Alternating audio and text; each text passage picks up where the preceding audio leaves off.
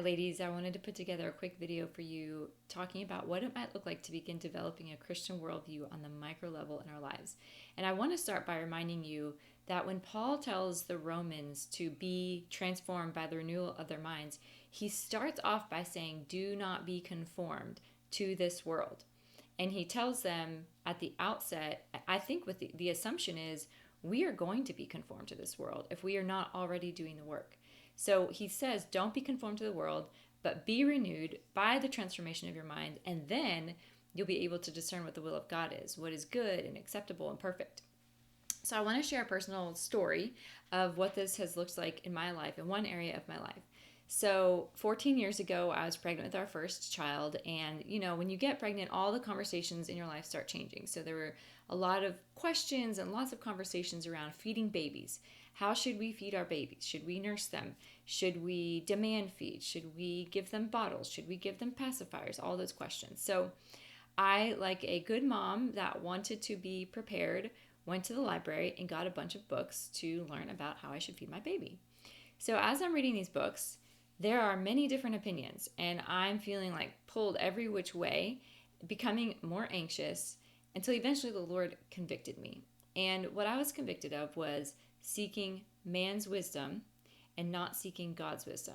So in the process of reading these books, I was praying, I was talking to the Lord and asking him about it, but I bypassed his word. I bypassed his book, and I wasn't asking him what he had to say about feeding my baby. So I returned all the books to the library, and I decided that I was going to do a word study in scripture.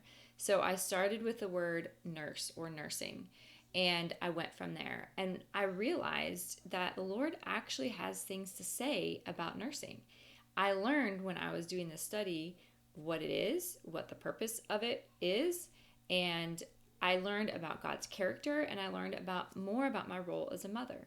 So I was able to take all of those things and put them together and approach this area of my life with a Christian worldview instead of a man-centered view or even a child-centered view.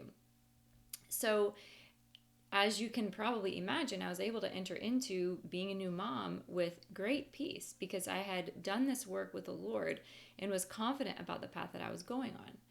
So this is one maybe seemingly silly area to develop a worldview on, but it's an example of how the Lord cares about every single area of our life, and there's nothing that is outside of his authority. There's nothing outside of his care. He wants us to yield every area of life to him, and he wants us to be conformed to his image in every area of life.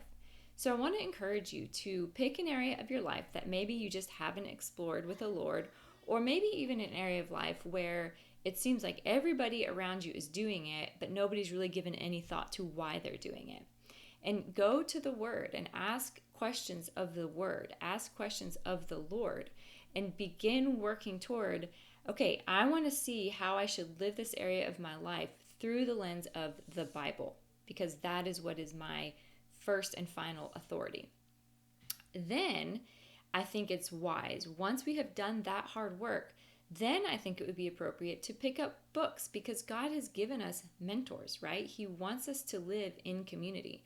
So 14 years ago, the better thing for me to have done would have been to work this out with the Lord in his word, even having conversations with other people about it, but then seeking counsel. Then I would have been able to discern, according to Romans 12, whether or not the advice that I was reading was according to the will of God, whether it was good and acceptable and perfect. So I want to encourage you to just start somewhere and invite somebody into the conversation if you want. And I'd also love to hear from you. I've been so encouraged by some of the emails I've been receiving from women, particularly women in their 50s and 60s, who are saying, I am seeing ways that the culture has influenced my thinking and I want to undo that. And to that, I just say, way to go. That's super encouraging, and I'm cheering you on. I'd love to hear any questions that you all have. I'd love to hear just your thoughts on this whole idea of developing a worldview, your challenges. Is this something that you've thought about a lot? Is this something that you haven't given much thought to? Whatever it is, I'd love to hear from you. So thank you so much for reading, and I hope that the email was helpful, and I hope this video was helpful, and I am praying for you.